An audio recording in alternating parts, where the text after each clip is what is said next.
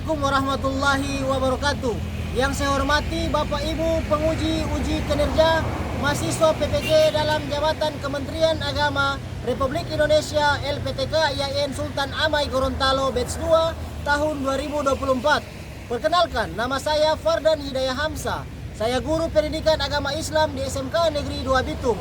Saya adalah mahasiswa pendidikan profesi guru dalam jabatan Kementerian Agama Republik Indonesia kategori 2 batch 2 tahun 2024 di LPTK IAIN Sultan Amai Gorontalo dengan NIM 247072171, nomor UKG 7172071602950001. Pada hari ini, Selasa 28 Januari 2025, saya akan melaksanakan praktik pembelajaran dalam rangka penilaian uji kinerja dengan menggunakan model pembelajaran problem based learning pada materi berlomba-lomba dalam kebaikan mata pelajaran pendidikan agama Islam dan budi pekerti kelas 10. Terima kasih, mohon arahan dan bimbingannya dan selamat menyaksikan. Wassalamualaikum warahmatullahi wabarakatuh. Innal hamdalak wal mulka la syarika lak wal lailu lamma anhalak was-sabihatu fil falak ala majaril munsalak ma khaba abdun ammalak anta lahu haitsu salak laulaka. Assalamualaikum warahmatullahi wabarakatuh. Waalaikumsalam warahmatullahi wabarakatuh. Selamat pagi, salam sehat adik-adik. Sehat semua ini? Sebelum kita mulai, karena kebersihan itu melambangkan akhlak kita, maka silakan periksa kebersihan yang ada di laci maupun di bawah. Baik, karena kelas ini selalu bersih dan itu menjadi satu apresiasi dari beliau. Nah, kemudian ada sekalian yang tidak berkaitan dengan materi hari ini tentang pembelajaran agama, silakan tolong disingkirkan karena hari ini kita akan belajar agama. Oke, ada sekalian, Pak Guru ingin minta satu orang untuk memimpin doa karena kebaikan dalam pembelajaran itu kita harus awali dengan doa. Silakan satu orang untuk memimpin doa. Baik, silakan Ustazah Madinah. Ya, ini calon-calon ustazah ini, Masya Allah. Teman-teman, sebelum kita mulai pelajaran kita di pagi hari ini, alangkah baiknya kita berdoa. Berdoa mulai. A'udzubillahiminasyaitonirrajim. Bismillahirrahmanirrahim. Alhamdulillahirabbil alamin. Arrahmanirrahim. Maliki yaumiddin. Iyyaka na'budu wa iyyaka nasta'in. Ihdinas siratal mustaqim. Siratal ladzina an'amta 'alaihim ghairil maghdubi 'alaihim waladdallin.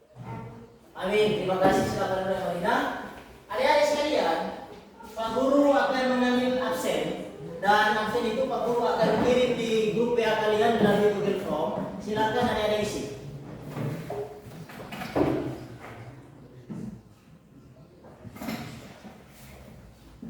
Sudah?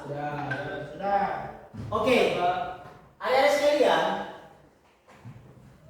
Pak Guru ingin bertanya, apakah tadi pagi setelah datang ke sekolah, adik-adik memberi salam kepada kedua orang tua? Ya. Karena salam itu melambangkan terkait dengan materi kita hari ini, yaitu berlomba-lomba dalam kebaikan. Salam itu menentukan dan mencerminkan akhlak daripada peserta didik, akhlak kita.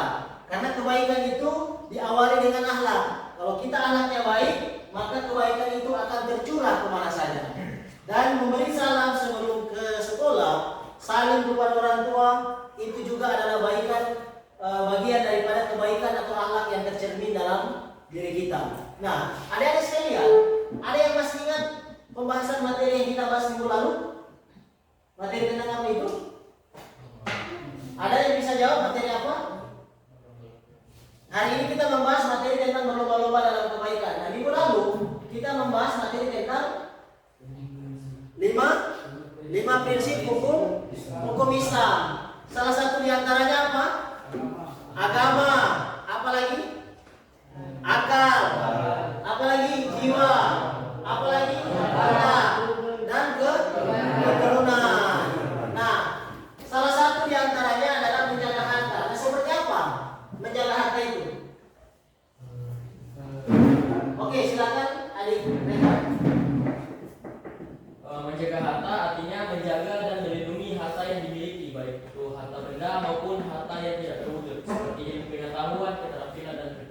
Baik sekali. Nah, menjaga harta juga ada keterkaitan dengan berlomba-lomba dalam kebaikan. Tadi sempat dijelaskan menjaga ilmu. Kalau kemudian ilmu kita transfer kepada orang lain seperti guru mentransfer ilmu kepada murid, maka itu adalah satu kebaikan yang kemudian akan dimintai pertanggungjawaban juga oleh Allah Subhanahu wa taala. Makanya ada di dalam sebuah hadis mengatakan ketika orang meninggal ada 3 amalan yang tidak akan putus. Salah satu di antaranya adalah ilmu yang bermanfaat. Bayangkan kalau kita punya ilmu dan kita transfer kepada orang, maka itu akan menjadi kebaikan kita bersama. Nah, adik-adik, Pak Guru akan memperlihatkan tujuan pembelajaran kita. Maka Pak Guru minta untuk dibacakan terkait dengan apa sih tujuan pembelajaran kita. Oke, silakan dari adik Alif membaca. Yang pertama ini tujuan pembelajaran kita apa ini? Peserta didik mampu Menunjukkan sikap berlomba-lomba dalam kebaikan dan etos kerja sebagai wujud nyata dari pembelajaran yang bermanfaat bagi diri sendiri dan masyarakat dengan baik. Silakan adik Fauzan nomor 2. Dua, peserta didik dapat menjelaskan berlomba-lomba dalam kebaikan secara etimologi dan terminologi. dengan tepat. Oke, nomor 3 adik Anggi. Peserta didik dapat menguraikan ketentuan terkait berlomba-lomba dalam kebaikan dan etos kerja dengan benar. Oke, nomor 4 silakan adik Rizky. Didik dapat mempresentasikan ketentuan berlomba-lomba dalam kebaikan dengan tugas. Nah, adik-adik sekalian, setelah kita membaca tujuan pembelajaran kita, Pak Guru kemudian ingin menjelaskan sedikit sebelum kita membuka video pembelajaran. Jadi berlomba-lomba dalam kebaikan itu adik-adik sekalian, ini adalah langkah penting bagi kita sebagai siswa untuk kemudian dapat mengimplementasikan segala bentuk kebaikan-kebaikan yang ada di dalam diri kita, karena itu adalah bagian daripada hal yang bermanfaat. Adik-adik silakan nyimak. Pak Guru akan memutar video pembelajaran yang nantinya sebentar akan Pak Guru ingin minta kepada adik-adik sekalian untuk menganalisa dan kemudian akan saling tanya jawab. Silakan nyimak. Assalamualaikum warahmatullahi wabarakatuh. Perkenalkan adik-adik sekalian, nama saya Fadlan Nurul Hasan. Jadi hari ini kita akan membahas materi tentang berlomba-lomba dalam kebaikan. Nah, pengertian daripada berlomba-lomba dalam kebaikan. Dalam kebaikan ini diambil dari bahasa Arab adalah upaya untuk berlomba dalam bersaing dalam melakukan hal-hal yang baik, amal yang bermanfaat, dan perbuatan yang mendekatkan diri kepada Allah. Di dalam Islam, umat muslim diajarkan untuk tidak hanya berbuat baik, tetapi juga saling motivasi untuk lebih banyak melakukan kebaikan. Nah, adapun dalil yang kemudian menyebutkan tentang berlomba-lomba dalam kebaikan, itu telah Allah sampaikan di dalam Quran surah Al-Baqarah ayat 148, yang artinya, dan bagi tiap-tiap umat ada kitab yang dia menghadap kepadanya, maka berlomba-lombalah kamu dalam kebaikan. Di mana saja kamu berada, Allah akan mengumpulkan kamu semua. Sesungguhnya Allah Maha Kuasa atas segala sesuatu. Ayat ini mengajarkan agar umat Islam berlomba-lomba dalam hal ini.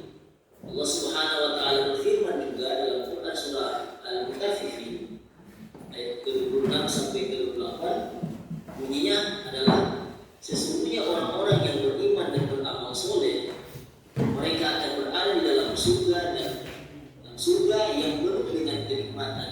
Mereka akan menerima balasan tanpa batas. Ayat ini menunjukkan bahwa setiap amal baik yang dilakukan oleh umat Islam akan mendapatkan balasan yang luar biasa dari Allah di akhirat nanti. Nah, bukan hanya penjelasan dalam Quran, tetapi juga ada dalam sebuah hadis baginda Nabi Muhammad SAW. Rasulullah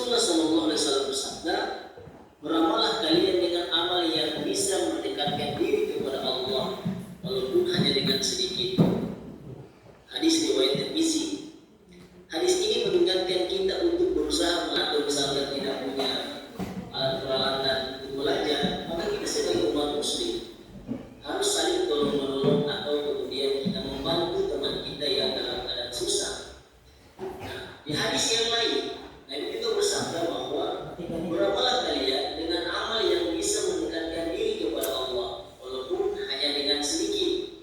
Hadis riwayat Tirmizi. Hadis ini mengingatkan kepada kita untuk berusaha melakukan kebaikan sekecil apapun itu, dan saling berlomba dalam mencari keridhaan Allah. Nah, artinya apa? Orang yang kemudian melakukan kebaikan itu tentu dia niatnya harus mendekatkan diri kepada Allah. Karena kalau kita hanya niat dalam ingin dipuji oleh seseorang, maka kebaikan kita itu tidak terhitung sebagai orang yang ikhlas.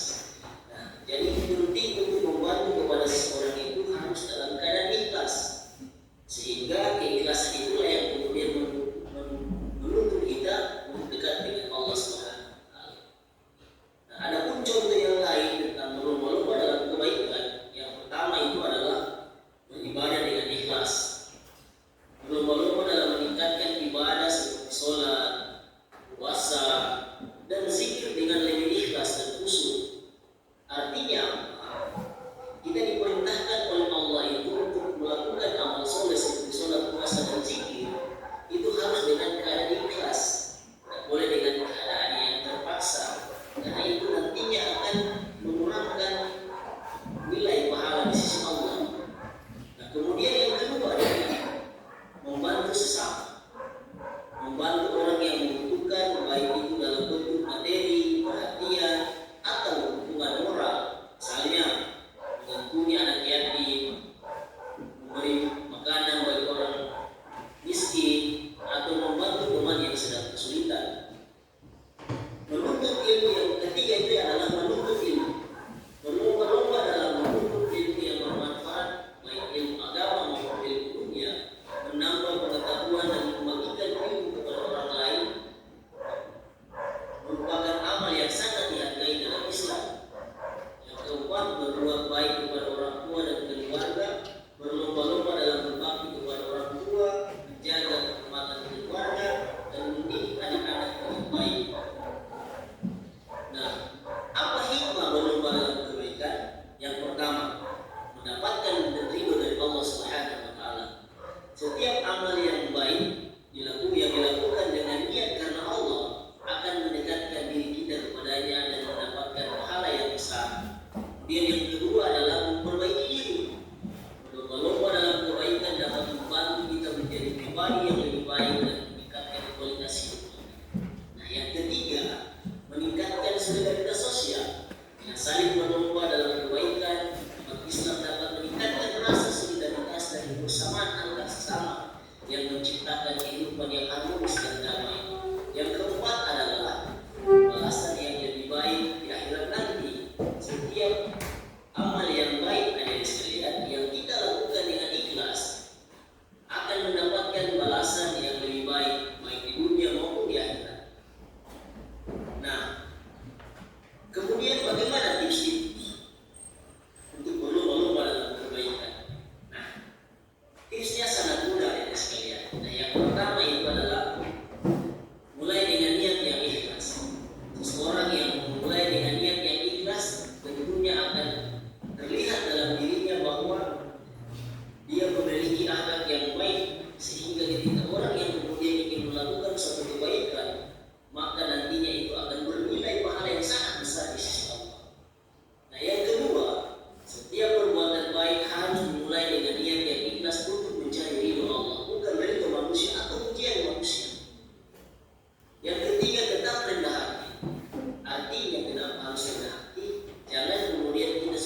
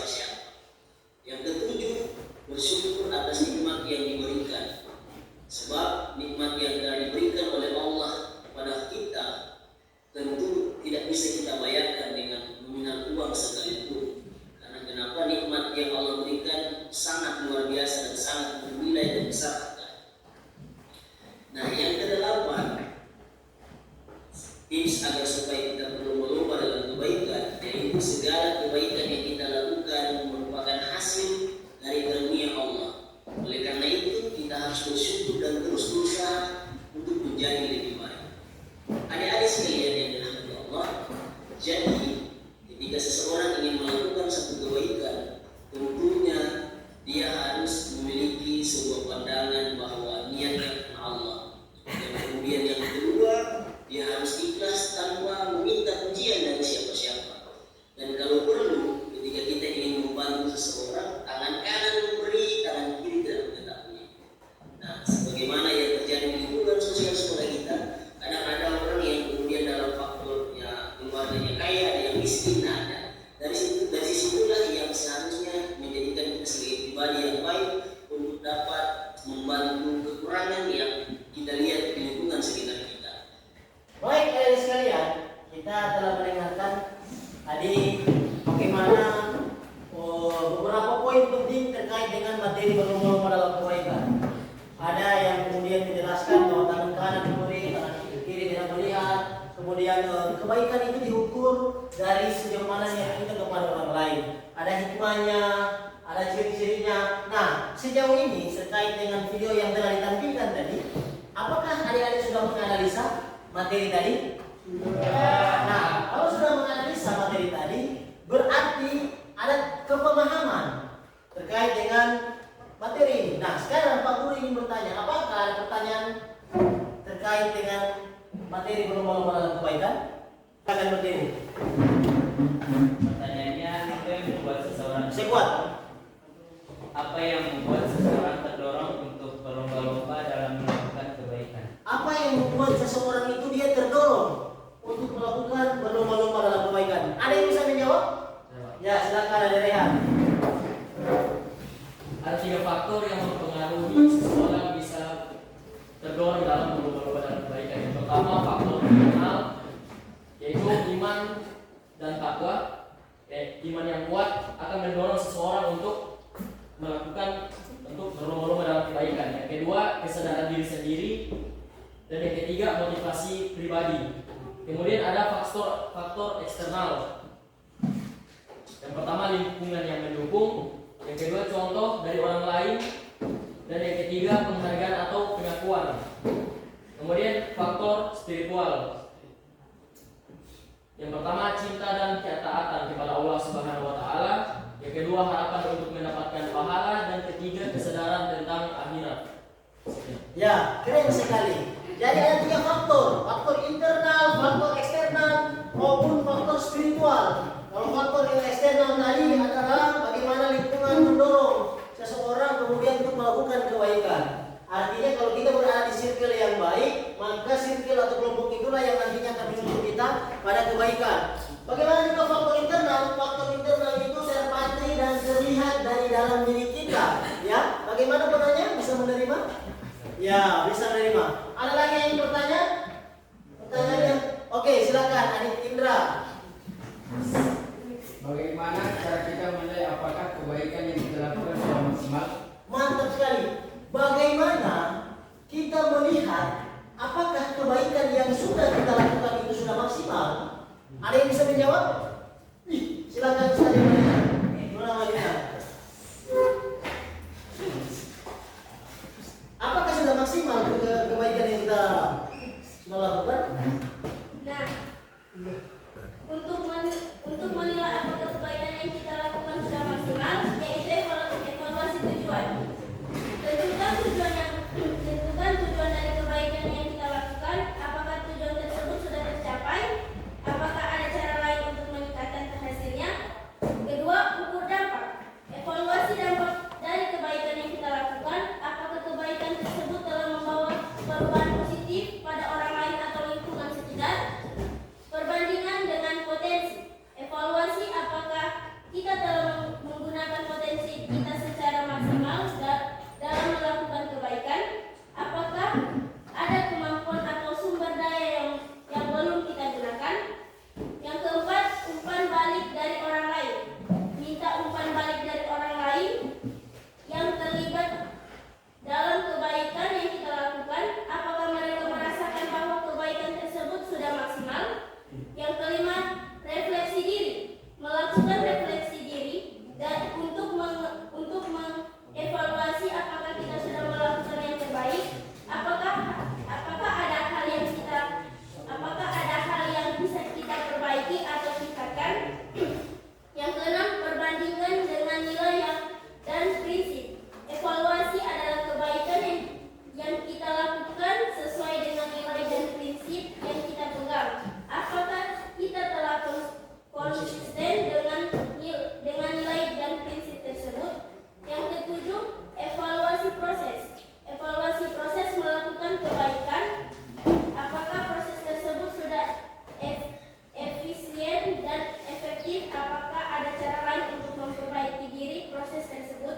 Ya, ada beberapa poin penting untuk kita mengukur sejauh mana keberhasilan kebaikan yang kita lakukan. Yang pertama kami jelaskan mengenai tentang tujuan kita untuk melakukan kebaikan itu seperti apa. Contoh kalau tujuan kita mau pamer, nah itu tentunya ukurannya sangat tidak baik ya. Kalau tujuannya kita untuk kemaslahatan umat, maka kebaikan itu juga akan terlihat daripada manfaat daripada itu. Baru kemudian tadi dijelaskan mengenai tentang dampak. Apakah dampak kebaikan atau sedekah, misalkan contoh kita berikan itu berdampak kepada banyak orang atau tidak, ya kan? Nah kemudian ada tadi mengatakan perbandingan dan potensi, atau juga ada juga evaluasi diri sampai kemudian pada proses refleksi. Nah tentu ini adalah standar ukur untuk melihat sejauh mana kebaikan-kebaikan yang kita lakukan. Bagaimana penanya? Pas. Ya, ada lagi yang ingin bertanya? Baik, silakan. Pertanyaannya? Apakah berlomba dalam kebaikan bisa berpotensi menimbulkan rasa ria atau pamer? Nah ini keren. Apakah kebaikan itu dia berpotensi menimbulkan rasa ria atau pamer? Ada yang bisa menjawab? Saya Bapak. Oke, silakan. Nona. Ya, berlomba dalam kebaikan dapat berpotensi menimbulkan rasa ria atau pamer. Jika tidak dilakukan dengan niat yang benar dan motivasi yang tepat, berikut beberapa alasan mengapa. Ria jika seseorang berlomba dalam kebaikan hanya untuk menunjukkan kepada orang lain bahwa mereka baik atau lebih saleh. 2. Pamer berlomba-lomba dalam kebaikan dapat juga berpotensi menimbulkan rasa pamer, di mana seseorang merasa lebih baik atau lebih superior daripada orang lain. 3. Kurangnya niat yang benar. Jika seseorang berlomba-lomba dalam kebaikan hanya untuk mendapatkan pujian atau pengakuan dari orang lain, maka niat mereka tidak benar. Namun perlu diingatkan bahwa berlomba-lomba dalam kebaikan juga dapat memiliki efek positif jika dilakukan dengan niat yang benar dan motivasi yang tepat. Ya, baik. Terima kasih. Jadi, kebaikan itu juga bisa berpotensi untuk pamer ya, untuk pamer. Ada juga tidak, karena diukur dari cara kita untuk melakukan kebaikan. Nah, adik-adik, tadi kita sudah saling berdiskusi, saling melempar pertanyaan, luar biasa juga ada sudah saling menjawab. Mari kita lebih maksimalkan lagi. Kita kemudian bentuk kelompok untuk mempresentasikan hasil diskusi maupun analisa terkait dengan atau hasil tontonan terkait dengan materi berlomba-lomba dalam kebaikan. Pak Guru ingin membagi 2 kelompok. Nanti sebentar Pak Guru akan membagi LKPD, lebar kerja peserta didik, yang nantinya akan kalian analisa, cari terkait dengan soal itu yang akan kalian presentasikan. Silakan batas dari kelompok 1 dari Ani sampai kemudian kita silakan jawab. Adik-adik sekalian, Pak Guru akan membagi LKPD kelompok 1 membahas tentang menggali makna kebaikan dalam kehidupan sehari-hari, sementara kelompok 2 menelusuri hakikat kebaikan inspirasi dari ayat dan hadis. Nah, silakan kelompok 1 membahas itu, kemudian kelompok 2 membahas tentang inspirasi. Silakan bertemu untuk diskusi, kemudian mencari sumber jawaban.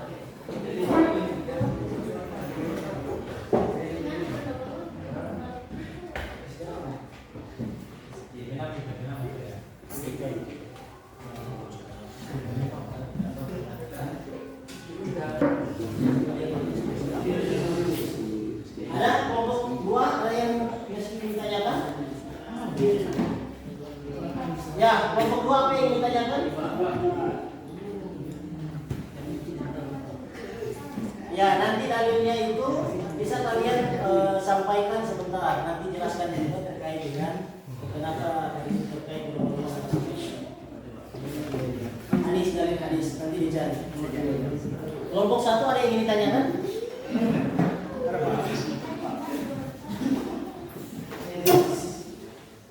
Ya, nanti sebentar terkait dengan fakta-fakta kebaikan nanti dijelaskan saja.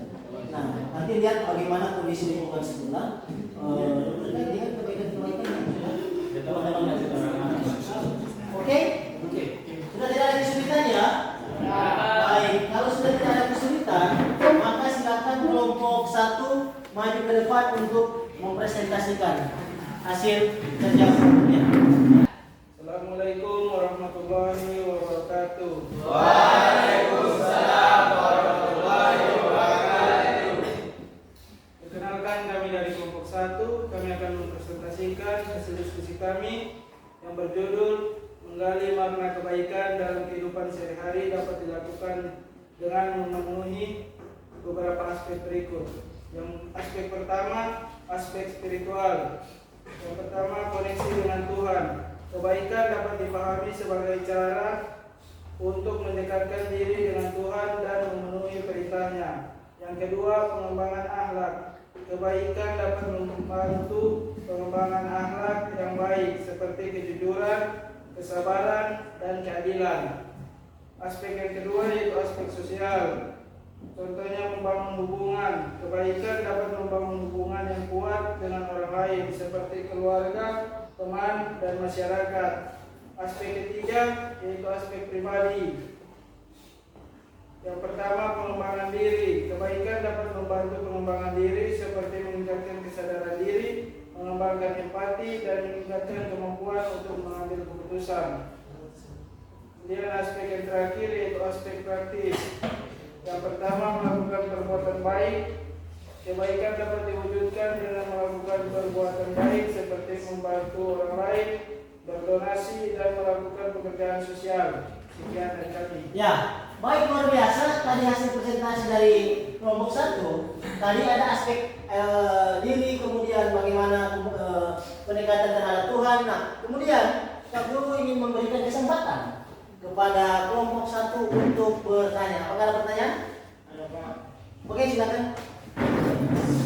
Di zaman sekarang banyak para konten kreator yang bersedekah. Apakah itu termasuk kebaikan yang ikhlas atau pamer? Nah, ini keren. Hari ini kita melihat fenomena yang terjadi, adik-adik. Para konten kreator ini melakukan kebaikan berupa bersedekah. Nah, apakah kebaikan yang mereka lakukan itu adalah kebaikan yang benar-benar kebaikan atau masuk dalam kategori pamer? Silakan kelompok 1, ada yang menjawab? Ada yang menjawab kelompok 1, silakan. Silakan. Ya, bagaimana? Apakah kebaikan murni kebaikan atau masuk dalam kategori pamer? Silakan dikuatkan suara. Boleh dibacakan ulang untuk soalnya. Nah, hari ini banyak para konten kreator melakukan kebaikan. Nah, pertanyaannya, apakah kebaikan itu masuk dalam konteks kebaikan atau pamer? Kebaikan tersebut ikhlas karena konten kreator memiliki niat yang tulus untuk membantu orang lain dan berbagi kebaikan tanpa memikirkan popularitas atau keuntungan pribadi. Nah, ingat, katanya adalah para konten kreator ini melakukan dengan cara yang ikhlas tanpa melihat popularitas. Apakah ada sanggahan atau bantahan dari kelompok 2? Bukankah kebaikan itu hanya diketahui oleh pemberi dan penerima? Nah, Lantas para konten kreator mempublikasikan konten mereka. Bagaimana? Nah, tadi dia menyangka bahwa bukankah keikhlasan itu tidak boleh terpublis. Sementara para konten kreator ini ketika bersedekah, mereka bisa jadi ya, sangkaan dari kelompok 2 ini bisa jadi bahwa mereka hanya ingin mencari keuntungan melalui viewers. Begitu ya kira-kira? Apakah ada sangkaan atau jawaban? Oke. Kebaikan itu diukur dari niat. Ada hadis bina amalun biniat. Artinya segala kebaikan yang kuburkan tergantung niat. Nah, bagaimana kalau para konten kreator itu niatnya baik? Kan kita tidak tahu niatnya apa. Bisa jadi niatnya melakukan perekaman untuk membuat hati yang lain tergerak untuk melakukan kebaikan. Nah, jawabannya adalah tentu kebaikan itu diukur dari niat seseorang. Maka hadis yang dibacakan inna amal niat. Bisa jadi Pak, bisa jadi para konten kreator ini mereka bersedekah bukan karena pamer, tetapi ingin membuka ruang kepada orang-orang untuk melihat supaya hati mereka tergerak. Bagaimana kelompok 2? Bisa menerima? Bisa, luar biasa. Silakan dulu. Apakah masih ada pertanyaan? Oke, silakan kelompok 2. Pertanyaannya? Jelaskan dan berikan contoh kebaikan yang dilakukan oleh jelaskan kebaikan dan berikan contoh kebaikan yang dilakukan oleh Nabi Muhammad. Silakan ada yang bisa jawab? Oke, silakan. Nabi Muhammad SAW adalah teladan utama bagi umat Islam. Beliau dikenal karena kebaikan, kasih sayang, dan akhlak yang mulia. Berikut beberapa contoh kebaikan Nabi Muhammad SAW. Kebaikan Nabi Muhammad SAW: 1. Kasih sayang kepada anak-anak. Nabi Muhammad SAW sangat menyayangi anak-anak. Beliau sering memeluk dan menciumnya, saling Hasan dan Husain. 2. Berlindung kepada selalu melindungi orang-orang lemah. Ya, artinya apa? Kebaikan yang dilakukan oleh Nabi Muhammad itu sangat banyak ya. Salah satunya dijelaskan tadi terkait dengan bagaimana kebaikannya kepada cucunya yaitu Hasan dan Husain. Beliau sering menciumnya. Nah, apakah masih ada pertanyaan lagi dari kelompok 2? Kita berikan aplaus untuk kita. Diskusi ini hidup. Silakan duduk kembali. Untuk kelompok 1 dan kelompok 2 silakan maju ke depan untuk mempresentasikan hasil kerja kelompoknya. Oke, silakan. Assalamualaikum warahmatullahi wabarakatuh. Waalaikumsalam warahmatullahi wabarakatuh. Kami dari kelompok 2 akan mempresentasikan hasil diskusi kami dengan judul menelusuri hakikat kebaikan, inspirasi dari ayat dan hadis. Kebaikan adalah perilaku atau tindakan yang baik dan bermanfaat bagi diri sendiri dan orang lain. Dalam Islam, kebaikan diartikan sebagai perilaku yang sesuai dengan ajaran dan nilai-nilai Islam. Inspirasi dari ayat Al-Quran. Yang pertama, Al-Quran surah Al-Baqarah ayat 148. Dan bagi tiap-tiap umat ada kiblatnya sendiri yang mereka hadapkan sendiri. Maka berlomba-lombalah kamu dalam berbuat kebaikan. Yang kedua, Quran surah Al-Imran ayat 133 sampai 134. Dan bersegeralah kamu kepada ampunan dari Tuhanmu dan kepada surga yang luasnya seluas langit dan bumi, yang disediakan untuk orang-orang yang bertakwa, yang membelanjakan hartanya di waktu lapar dan waktu sempit, dan orang-orang yang menahan amarahnya dan memaafkan kesalahan orang lain. Allah menyukai orang-orang yang berbuat kebaikan. Kemudian inspirasi dari hadis. Yang pertama, hadis riwayat Bukhari yang berbunyi, tidak ada seorang muslim pun yang menanam tanaman lalu burung atau manusia memakannya, melainkan dia akan mendapatkan pahala kebaikan.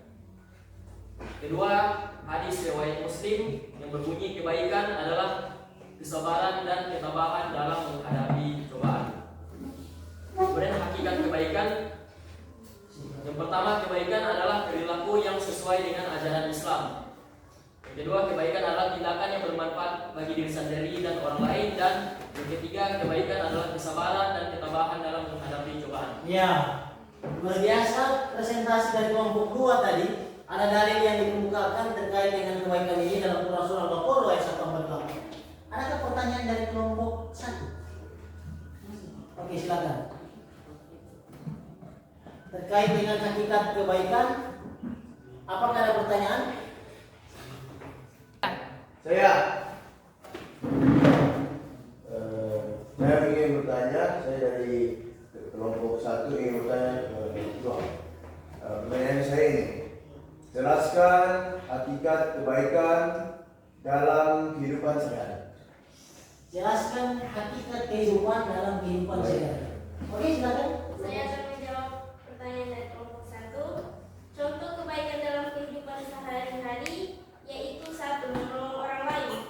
Menolong orang lain yang membutuhkan seperti membantu orang tua atau anak kecil. Yang kedua, berbagi dengan orang lain. Berbagi dengan orang lain seperti berbagi makanan atau uang. Yang ketiga, menghormati orang lain. Menghormati orang lain seperti menghormati orang tua atau guru. Yang keempat, menjaga lingkungan. Menjaga lingkungan seperti membuang sampah pada tempatnya atau menghemat air. Sekian dan terima kasih. Ya, tadi kebaikan itu dalam kehidupan sehari-hari yang sempat menangkap adalah bagaimana kita mampu menjaga lingkungan misalkan dalam sebuah sampah. Apakah ada sanggahan dari kelompok 1? Oke? Oke, silakan. Bagaimana? Bagaimana melihat dalam kehidupan sehari-hari ini dalam konteks menjaga lingkungan, masih ada orang yang buang sampah sembarangan sehingga dampaknya banjir dan masih ada penebang pohon dan dampaknya tanah longsor dan kerusakan alam. Pertanyaannya, bagaimana Islam melihat itu? Nah, keren sekali.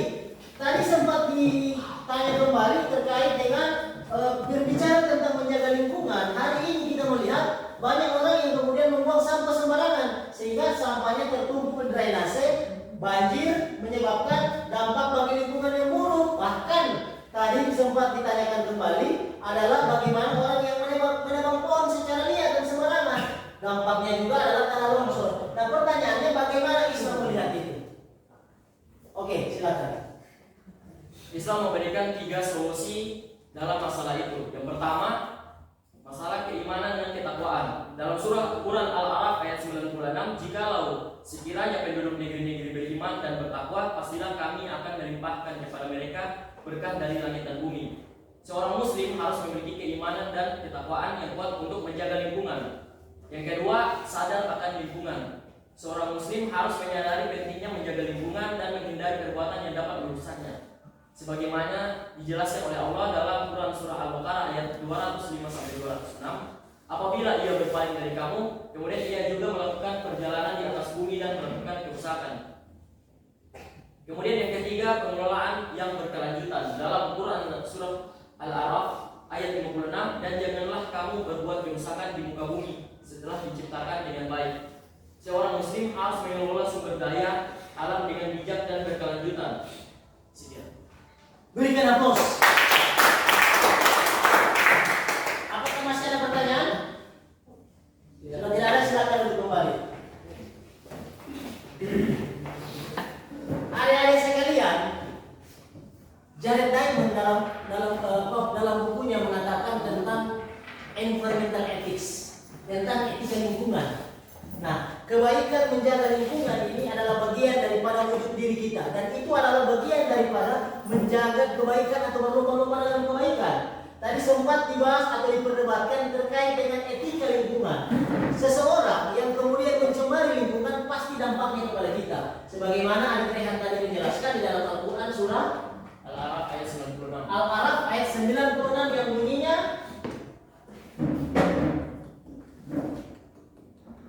Al-A'raf ayat 96 bunyinya adalah, dan janganlah kamu berbuat kerusakan di muka bumi setelah diciptakan dengan baik. jangan kita membuat kerusakan di muka bumi setelah Diciptakan dengan baik. Allah ciptakan bumi ini dengan baik. Artinya apa? Kalau ada program berkelanjutan, maka marilah kita lakukan dengan bijaksana. Jangan hanya hari ini kita melihat dengan alasan peningkatan ekonomi, tetapi ada penebangan hutan yang secara liar sehingga dampaknya kepada manusia. Bahkan sederhananya adalah kalau kita misalkan membabat hutan secara liar, pasti banjir akan datang kepada kita atau tanah longsor.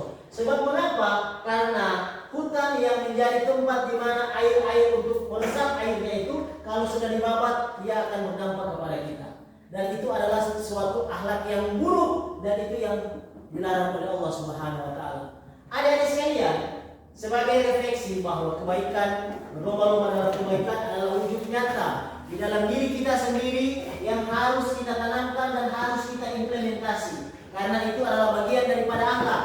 Karena ini penting dan ini wujud daripada Islam, dan Allah menginginkan itu.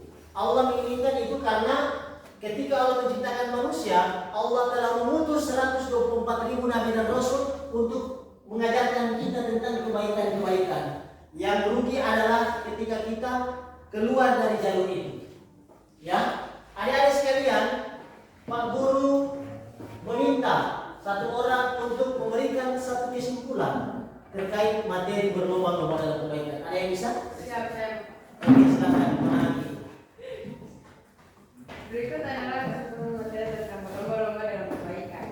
Pertama, berlomba-lomba dalam kebaikan adalah sebuah konsep dalam Islam yang mendorong umat Islam untuk berlomba-lomba dalam melakukan kebaikan dan meningkatkan kualitas diri sendiri. Kedua, niat yang benar adalah kunci untuk berlomba-lomba dalam kebaikan. yaitu niat untuk mencari ridha Allah dan meningkatkan kualitas diri sendiri. Ketiga, kebaikan diukur dari niat, bukan dari hasil atau pengakuan yang diterima. Empat, berlomba-lomba dalam kebaikan dapat membawa manfaat bagi diri sendiri dan orang lain, seperti meningkatkan kualitas diri, memperkuat iman, dan membawa kebahagiaan. Kelima, perlu dihindari adalah berlomba-lomba dalam kebaikan yang dilakukan dengan niat yang tidak benar. Ya, terima kasih untuk adik-adik sudah memberikan kesimpulan. Insya Allah kita sukses selalu.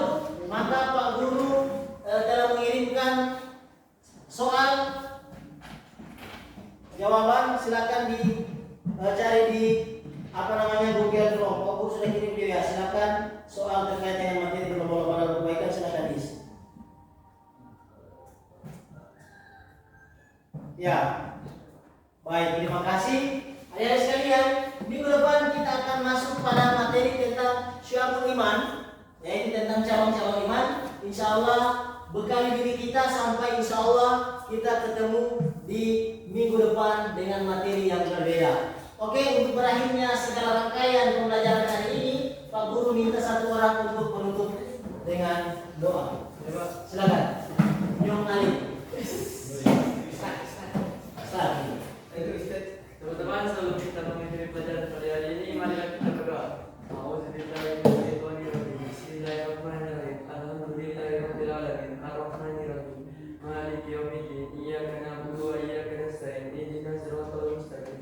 Siratal ladzina an'amta 'alaihim ghairil maghdubi 'alaihim waladdallin. Amin. Terima kasih untuk adik-adik. Ada salah satu motivasi dari Pak Guru sebelum menutup, yaitu yakinkan dengan iman, sampaikan dengan ilmu, usahakan dengan amal. Yakin usaha sampai iman, ilmu, amal.